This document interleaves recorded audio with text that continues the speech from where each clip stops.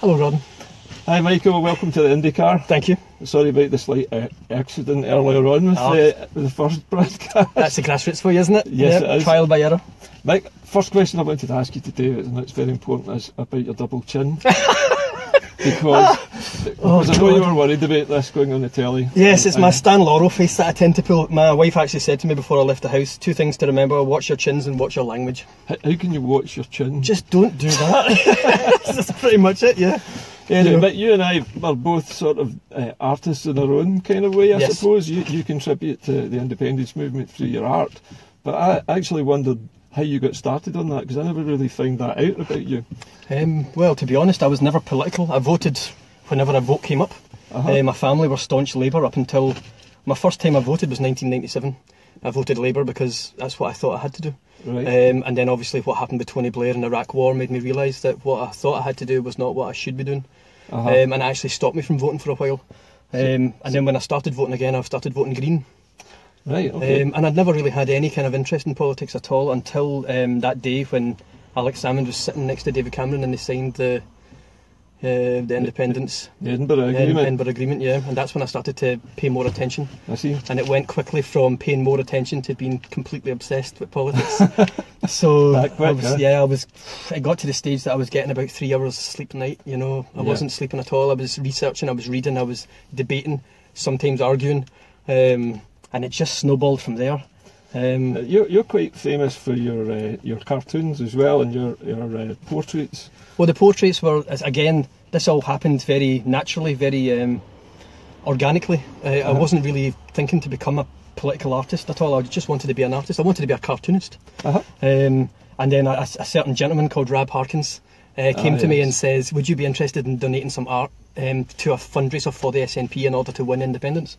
I thought he was meaning maybe a painting of Scotland or a Robert the Bruce or a William Wallace, but he said, no, could you do some portraits of Alex Salmond and Nicola Sturgeon? And I did them, and then that's pretty much what happened. So thanks to Rab, I pretty much became the artist that I am today.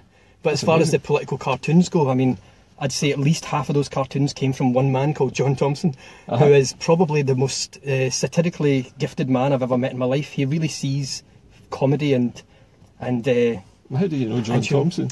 Again, it's through the same way I know you. Facebook, Twitter, standing in George Square, demonstrating what's not what we agree with when it comes from Westminster Tories. I've seen quite a lot of your face on these photographs online of you campaigning. Yes, well, I've toned that down because the more you stick your head above the parapet, the more you get eggs thrown at you and stones thrown at you. But you've become quite famous for your placards.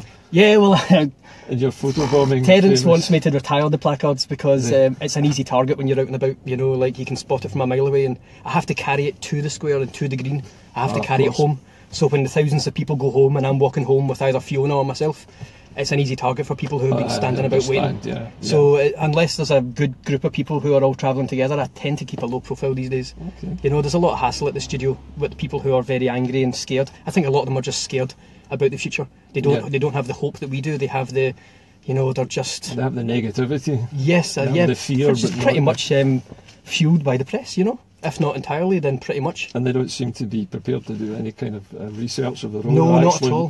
They're scared in case they find the truth. And I'm still looking for a good argument for defending the Union, you know, the UK Union. I still haven't found anyone who can say this is a good reason to stay with Westminster. I agree with you because when I get trolled, which is now quite frequently online. Welcome to my world. Thank you. In fact, I now wear it as a badge of honour alongside my party official badge. I've now been trolled. But when I find I get trolled by people, I give them one reply, and that reply is, tell me how being in the Union is going to make Scotland a better place, and they just go silent, and then they get blocked, because you know that person's not interested in having any debate. They just want to, of course, basically call you a name and think that's great. Much, that's their job done. I know.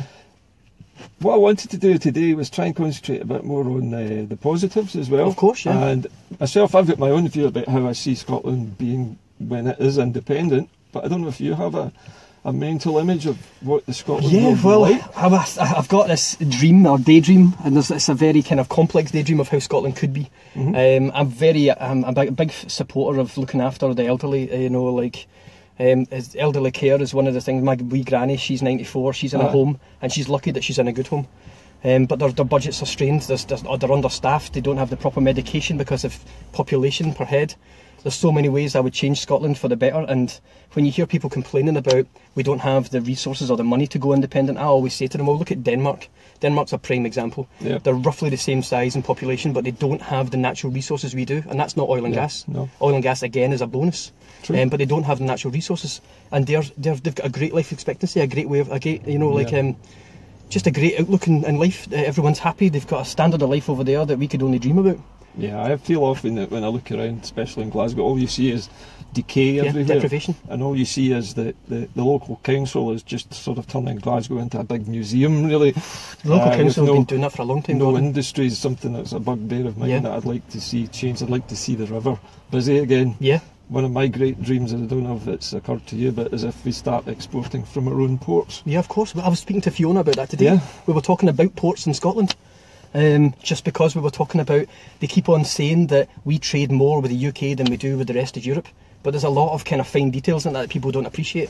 A lot of our exports go down to England and leave from ports down there. That's the problem. Most of our exports have to go by road down through English ports to get across the channel. And if we didn't have to do that, and we were allowed to, we could be building ships to take the stuff on the Clyde, and we could be opening up the ports like Greenock, Glasgow, Port Glasgow. We could be opening up shipbuilding as well. That's another. I see the arguments for the independence case back in 2014. We were hit with all of these arguments against, like the shipbuilding would be affected, the steelworks would be affected, EU citizenship would be affected. These are all things now that have just came to be absolute lies. I mean, even just recently, not long ago, there was another announcement from BOE about the shipbuilding in the Clyde and how they were taking back their promise about building more ships. I drive past that warship yard every day, and every day I drive past it and I look and it's completely empty. And there's maybe a couple of hundred people coming in and out it every day. And they got several £1 million to do a facelift on the front of the BAE Systems yard in preparation for this new frigate order, and they cleared the decks, they demolished one of the sheds to build the new factory, and now it's not going to happen. It's shocking, isn't it? It's not going to happen. It's shocking, and the UK press are the ones keeping the facts from the people. Indeed. They're too busy telling you about the latest celebrity couple who are having a baby. Well, that's why you and I are here today, Mick. We are Scottish television at the moment in terms of independence. We are the only independence broadcasters today that I know of. Well, Independence Live are the ones that have kind of set the benchmark for us. I've been a big fan of them for a long time. Kevin and David have done some great work. Yeah. I like to put them in cartoons whenever I can, squeeze them in, and I'll be doing that again. I'm doing a cartoon tonight of Gordon Brown, and I'm going to be putting a wee special person in it that's quite important to the Yes movement. And I'm going to do that as often as I can from now on, because I do believe we have to be more inclusive, and people out there who have been doing the work for so long should get a little bit of credit.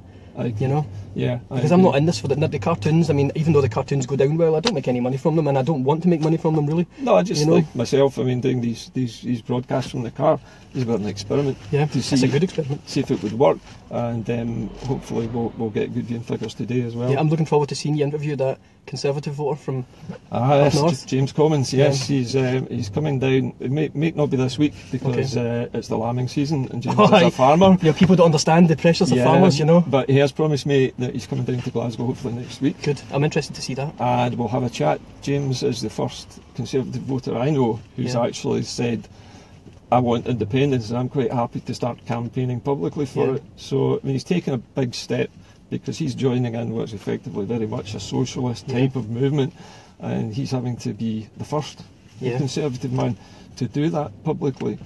But speaking to James recently, he was telling me that he's rallying other farmers in the North East. Good. And he hopes to convert as many as possible. Excellent. I saw another James, actually, funny you should mention.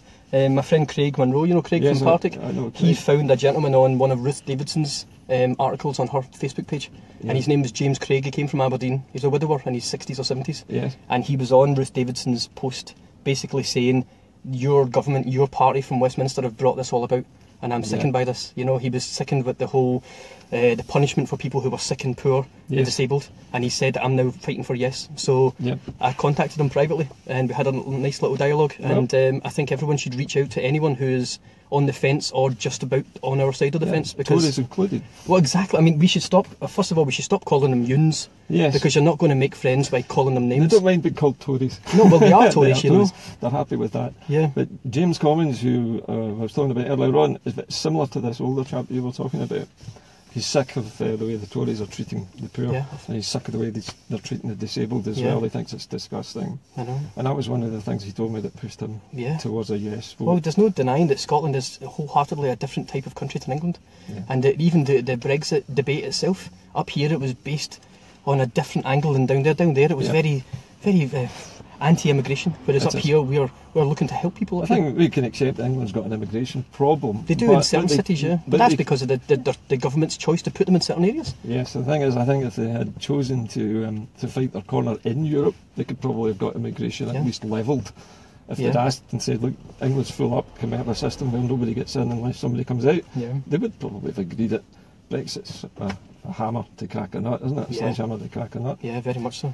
Anyway, Mick, I'm going to end the interview here just now because I have to go and actually do some I need to go real back and work. Yeah, I know. And so do you. Yes, I'm going back to work. Anyway, I hope, ladies and gentlemen, you've enjoyed our broadcast today, and that you'll tune in about a week's time to hear the interview with James Commons, our brave Tory voter. And we look forward to seeing you then. From the Indycar, it's goodbye. Goodbye. Bye.